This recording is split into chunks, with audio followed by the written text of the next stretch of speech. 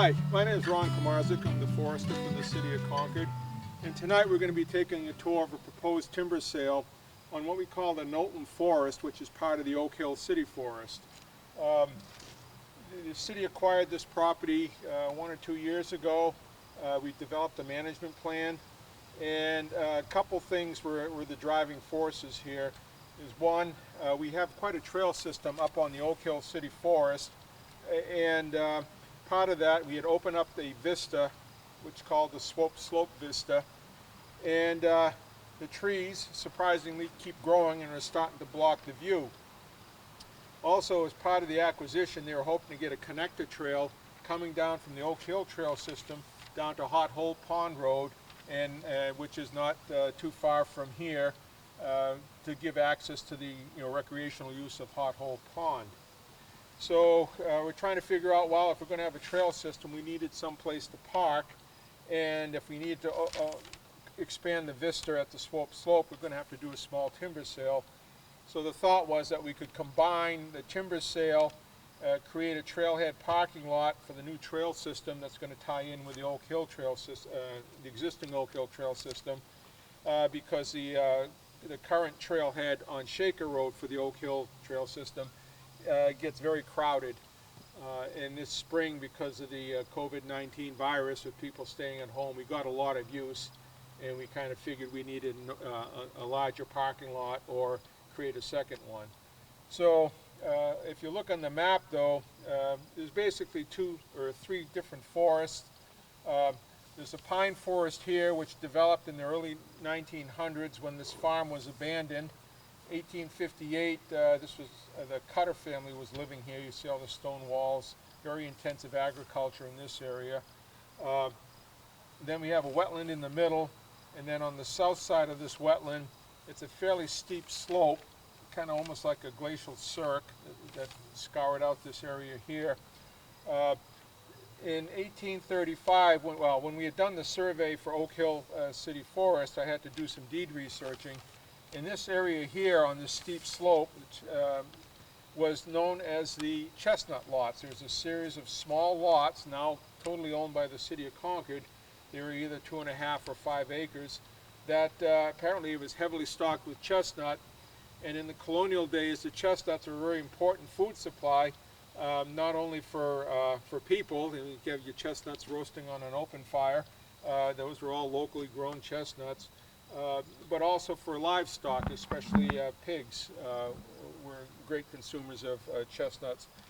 This area is very sloped, very rocky, somewhat steep, and not good for agriculture, other than that they were growing chestnuts. Now, unfortunately, in the 1920s, the chestnut blight wiped out the chestnuts. We still have a lot of sprouts out there, but very few of them make it into any size.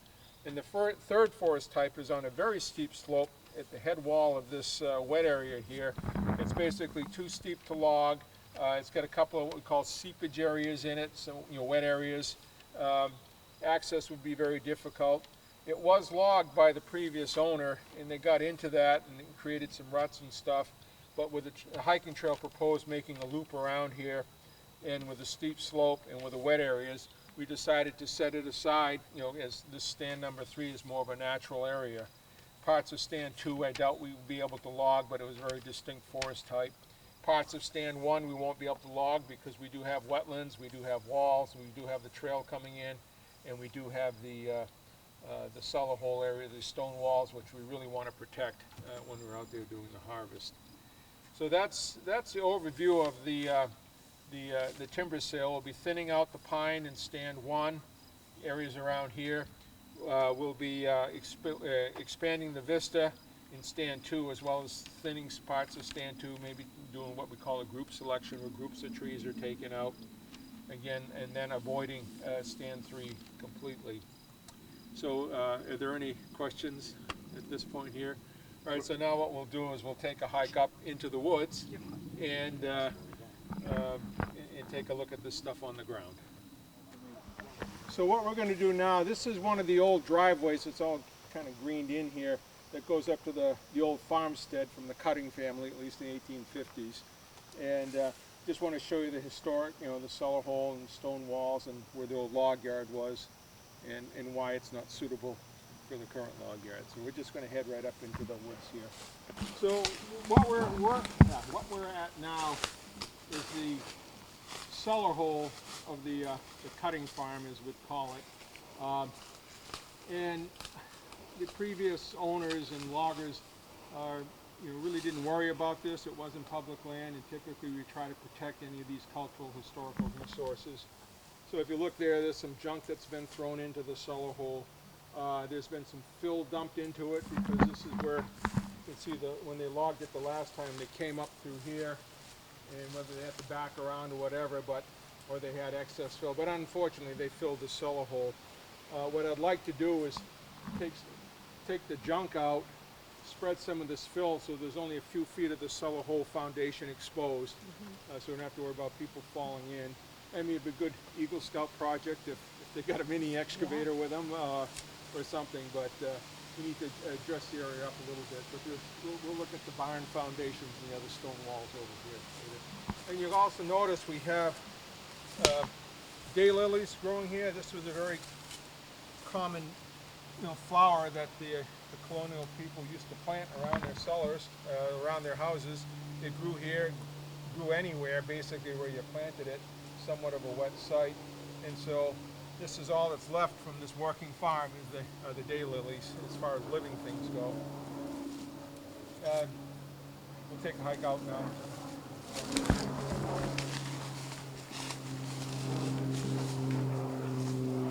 Typically, when you have an opening and the shrubs come in, it provides cover or shelter. Oh, autumn olive, there's another invasive there. It attracts wildlife, more specifically birds. Unfortunately, the birds have been spreading invasive species around. So we used to create clearings for wildlife in the forest because New Hampshire had too much forest and not enough of the early successional and shrub growth. But in doing so, we seem to be spreading these invasive species. So we kind of don't do that anymore. But the reason I'm coming here and brought the shovel is if you look at the soil here, one, you have Sphagnum Moss, which is indicative of a wetland. Chris, you'd be better at explaining some of the ferns here and stuff. So we have Sphagnum Moss. The Shakers actually used to dry this and use it for insulation, and legend has it, and I've never been able to confirm it somewhere, but also the Native Americans would use it as a diaper kind of padding for the babies. But what I'm pointing out here, you got a nice worm. This is a very rich loam soil because this was farmland for the house that was just a few feet away here. And when you have loam soil and you try to do any type of logging, if it's in the middle of a drought, it's fine. But like what's going to happen tomorrow, we have a tropical storm system that could dump 6 inches of rain, and in the middle of a timber cell, they'd be completely mudded out and have to shut down.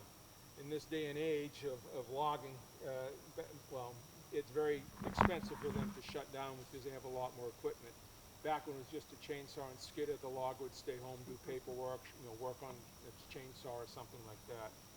So this area here is just between the loam soil and the kind of the high water table, as indicated by some of these ferns. What do we have? A cinnamon fern here? Is that some of this? Yeah, this is lady fern. That's sensitive fern over there. There's New York fern right here. Yeah. So all pretty indicative of a wetland. Yeah, those are wet-sided ferns. Yeah. So if we had to put a log yard here, it would require putting a drainage ditch around here, hauling in a lot of fill, which again would make it very expensive to do that.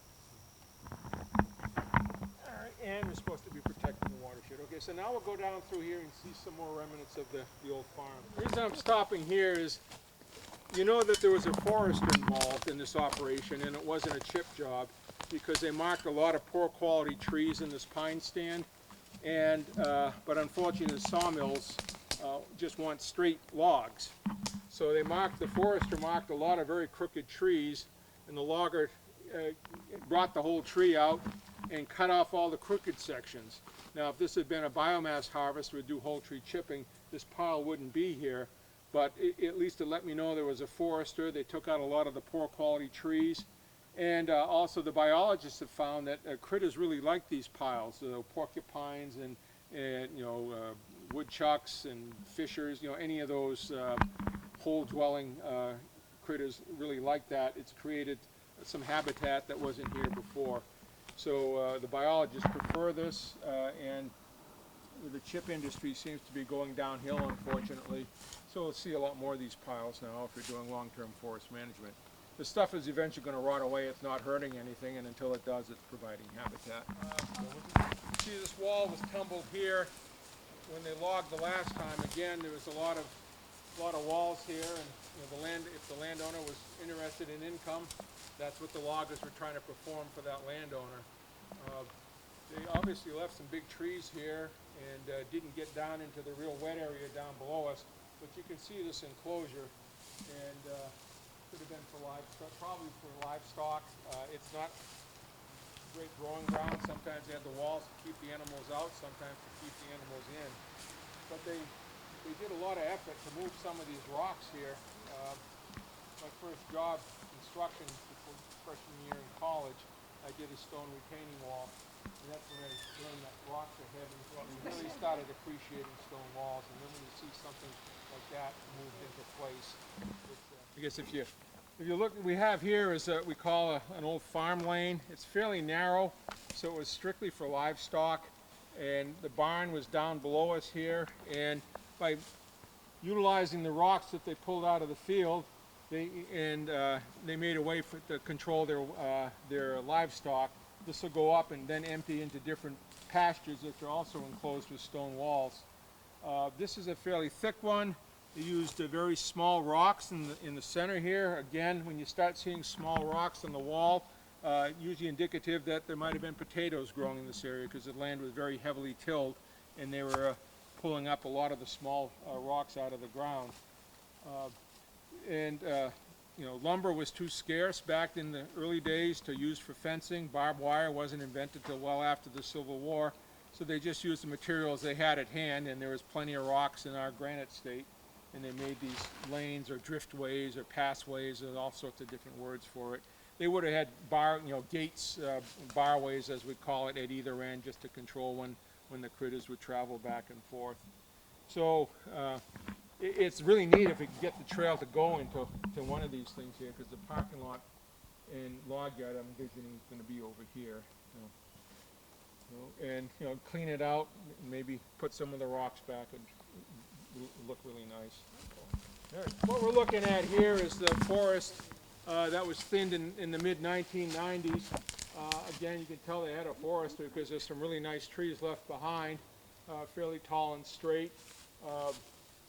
Unfortunately, what came in, normally we'd like pine or oak, some valuable species to regenerate, but instead we've got black birch and red maple that came in underneath.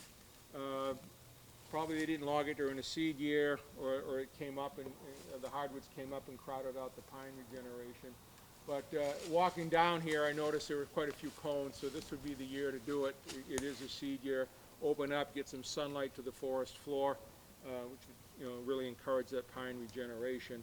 The type of trees we'd be taking out in this area here, this one was bumped when they dragged the trees out, so there's some rot in that tree.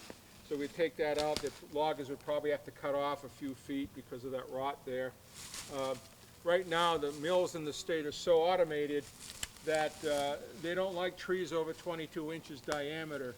The forester that was involved in this cut back in the day, if we had very large trees or he had large trees on his timber sale, he'd always make sure he'd stop and light his pipe while he was showing the loggers to let them contemplate the large trees.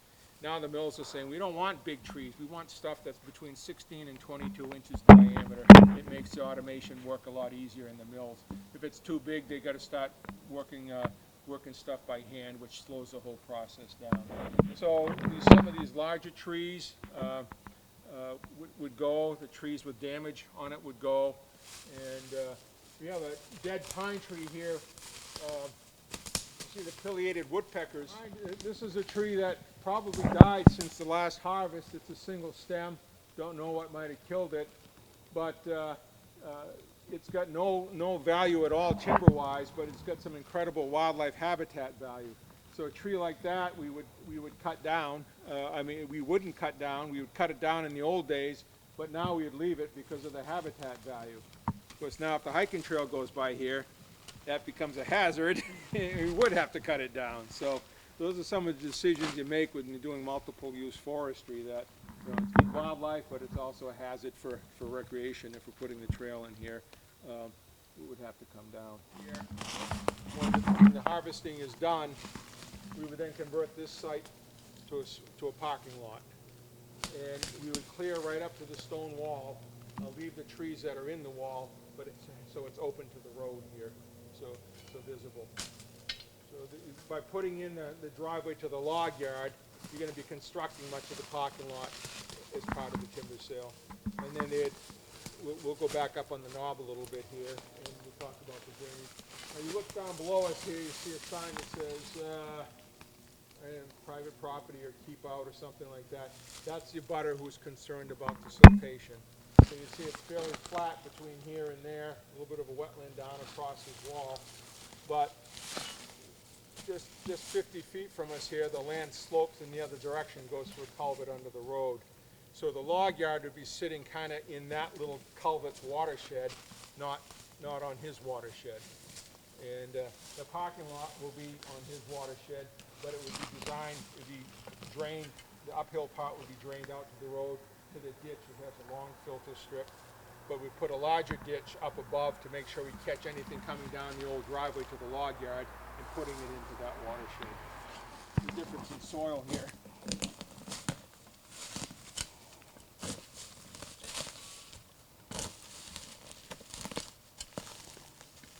I got a 4-year college degree and 44 years of experience in digging holes.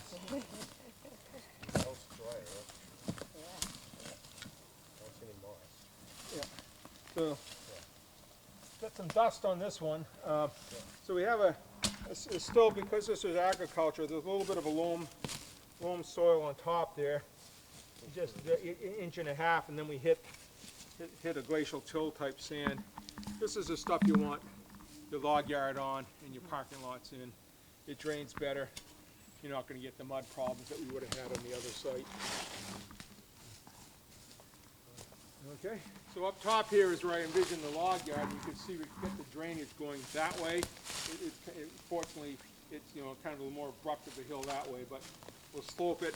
When they stump it, we'll make sure that it's all sloped in this direction to go down to the culvert that goes under the road that way there.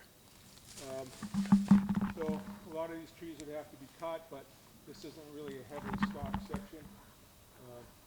And when it's done, we'll have a clearing, again, for wildlife, but we won't try to seed it in or anything else, with any particular species, other than we'll mulch and seed it for, like, the grasses on any of the exposed soil to minimize the impact of disturbing the soil. But again, we'll put a big, what we call a catch trench, and run it all the way out that way there. So there'll be no really watershed going down into the parking lot where it's going to may tend to filter that way there. So it's basically a continuing opening. Is there going to be well, there'll be a driveway up through, and then the driveway down there will be widened and flattened a little bit for the parking lot. Yeah. But it will come up, the driveway will come up here, and then we'll create a hole staying on this side of that wall. Yeah, so in other words, from the parking lot, you'll see the lot line being plain. No, it'll be a driveway up in here. Okay. We're going to try to hide the driveway, but we want to keep the parking lot open so we don't get any type of misuse. Okay. Yeah, as far as that second knoll,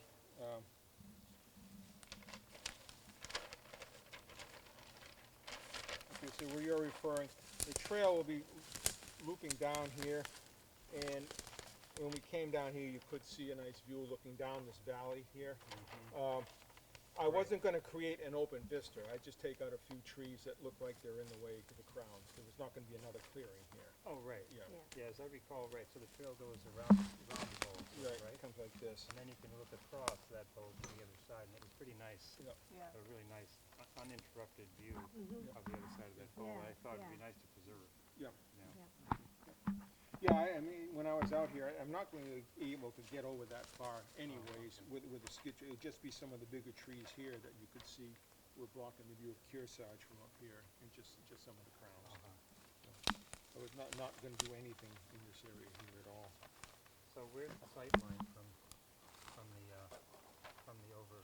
From the vista? From the vista, yeah. Okay, so this is a slope vista. Oh, okay. This is laid out so it's the map's upside down, but I see, yeah. Hot Hole Pond Road is down here, down Lined up. below in the map. So I could fold this right and get the valley, but so this is the area here. This was logged in 1990s, in the mid 90s, when the previous owner of this was logging his property, and the view was growing in, so we cut it. We did a little selective thinning in here to pay for the guy to come all the way up and grab the firewood. But going up there, and now you'll see that this is the treetops in this area here are getting up into the view, and it's becoming a pain to maintain these views. I was going to talk to you about perhaps brush hogging over at Swope Park and Winant Park, because I can't keep up with the stuff that's growing up, and even with getting kids with the loppers, it's just getting too much. So like we did on the other vista on Oak Hill, cut it down low, and then you have to wait. You can wait years between. Matter of fact, you probably included part of the next timber sale, and the stuff would be big enough down low to cut. So what we are, this is was the main skidder trail when this was logged in the 1990s. And you can see some of the trails are all diverging and all accumulating to this one here. The previous owner kind of maintained it as an access route to his deer stand. A couple things to point out in here. You got some sugar maple, scattered stems of sugar maple. Back in colonial days, the only source of local sweetener was either sugar maples or honey. And maple trees don't sting, so again, it was a very important tree. It's a good wood, but it was also, that's why you see a lot of these sugar maples planted in front of these old colonial houses. I mean, it was decorative, but it was also an immediate source of maple syrup. Tapping the trees and boiling the sap in the springtime when farming, wasn't much else to do. They couldn't farm, couldn't fish. Everything was still kind of tied up before they can go farming, so making maple syrup was a big industry back then. Also on this oak tree right behind us here, you see a canker. That's the nectria, stromella canker on the oak. A tree like that you definitely want to take out so it doesn't spread to the other oaks. Plus it looks kind of dangerous. Yeah. You can see those stones are covered with moss, and there's no real vegetation in the area. That's what we call a vernal pool. In the springtime, that's full of water, from snowmelt mainly, but very important habitat for salamanders and wood frogs. There's no fish which are predators for the tadpoles and the small salamanders, because it dries up every year. So something like that vernal pool is, we'd protect that. We'd have a buffer zone around it. We wouldn't do any logging or driving through or right near that area, try to protect that. We've got the trail coming through here too. I leave a buffer zone. So my skid trail layout, I have to make sure, try to cross the hiking trails at 90 degrees so people don't think it's another hiking trail and follow the fork, and watch out for these type of vernal pools. Working this hiking trail, if this becomes a hiking trail, right now this is bone dry, and people, but you again see the ferns that we were talking about in the log yard here. This I know is cinnamon fern, and indicative that it's a wet site. And if it's just an occasional hiker now and again, it's no problem, but because the trails in Concord are now getting used 24/7, 365, that especially during mud season, unfortunately this past mud season, this will turn wet pretty quick. So if before we open the trail, we'd be putting in a plank walk here, a bit of a boardwalk to keep it from getting mud, prevent it from getting muddy. That way you won't have to, the muddy areas tend to get longer, the more use they get. So just start right off drying it out. Okay. This was a skid trail here. You can see it coming down through, and that tree there got bumped. This was a double stem, and when they were dragging the trees out, it broke one of the stems off.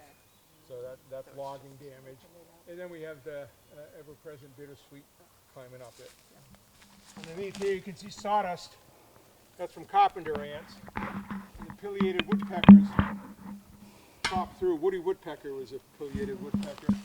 They peck in, and it's not the rapid brrr you hear. That's kind of a mating or a territorial call.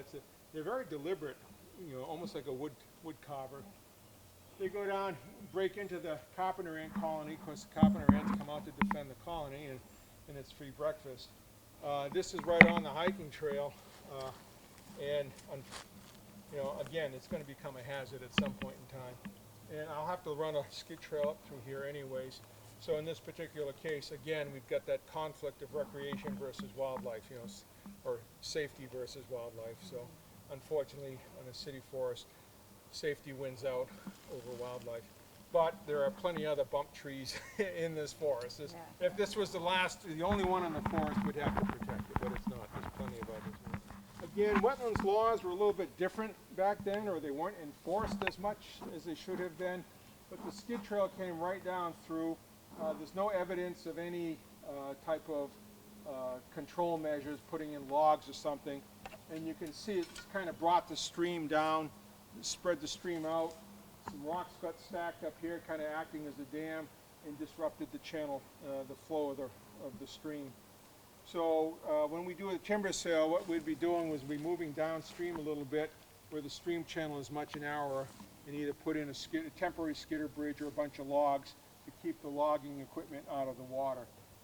And of course this is where the trail is going, and in this spring this was all water. So what we do is we move the trail up on the uphill side here of the stump, and put the bridge in the narrow spot right in here. I think I measured a 12-foot bridge would go in here. And again, you get somebody's not in the dry ground or dry season to look at this and say, what's the problem? I think that's what happened on the West End Farm Trail with one of the Trails Committee looking at Ash Brook and thinking, oh, we can walk across. You could when it was dry. So we'd have to put a bridge here, beyond top of bank, so you wouldn't need a permit. Get it long enough so we're not disrupting any of the stream bank. And it creates a little bit of a hook in the trail, and the mountain bikers, if this is dry, tend to like to go straight. And when it's really dry, you're not going to be hurting much, but come springtime, when this is actually a flowing brook, we're going to have some issues. Look up there, you see quite a ridge. That's towards the summit of Oak Hill, where the fire tower is. And the trail that we're just on goes up the ridge and then around what we call the head wall and comes back down, heads out to the Hot Hole Pond Road. In 1990-91, when I was surveying the city forest, this was a red maple swamp. There was no standing water here. The beaver had just moved in that previous fall and made a colony. So what happened is that they flooded this, and behind us is a stone wall, but looking at it closer, it's actually a bit of a dam. And what they would do is they'd try to hold back the water for the livestock to drink out of. Plus, during the sheep years in the 1840s and 50s, there was a lot of erosion going on. And I have noticed in a lot of the woodlots that I manage that you see these little dams. They would catch the silt, which is very fertile, kind of a mucky soil, and you can see all the lush lower vegetation. These are cattails, but you go out further and you start getting marsh grass, and that would help feed their cows or their horses. And the first pioneers into the area, you find a lot of their colonial houses near these abandoned beaver swamps, because the swamps are cyclic. The beavers will move in, flood an area, the trees die off, they continue eating food. Eventually they run out of trees suitable for food. They abandon it. The dam eventually breaks, the area drains, dries out, the trees grow back, as you can see them doing on the edges here. Get to the point where they start producing the type of species, tree species that the beaver like. They move back in, make a new dam, they've got the food until the food supply is gone. So it's they're very cyclic. And so as far as the timber harvest goes, we'd have a big buffer around this wetland, and we'd stay off the steep head wall so we don't create any erosion problems to put silt into the wetland area here itself. But you can see we got all sorts of neat, spirea and cattails. It's just a different type of habitat. You can hear the crickets here that we didn't hear in the woods, and then you have birds and other things that like crickets. So it's a whole different ecosystem here, very unique to this forest, and we want to make sure we protect it.